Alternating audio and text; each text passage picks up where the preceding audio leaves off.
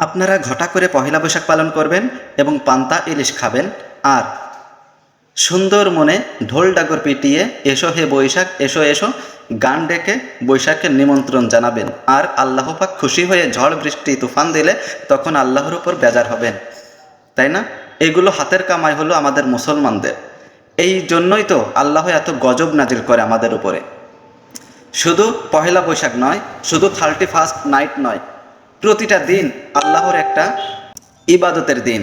প্রত্যেক দিনে ইবাদত করা ফরজ, কিন্তু আপনারা সেই দিন ঘটা করে মুসলমান ভাই ও বোনেরা 31st নাইট পালন করেন এবং পহেলা বৈশাখ উদযাপন করেন।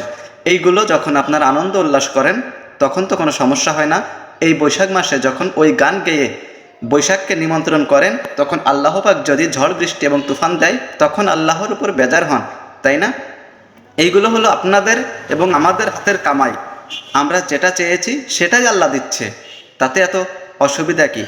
যেমন কর্ম করেছেন তেমন তো ফল পাবেনই। আপনাদের জন্য সাধারণ মানুষও বিপদে আছেন।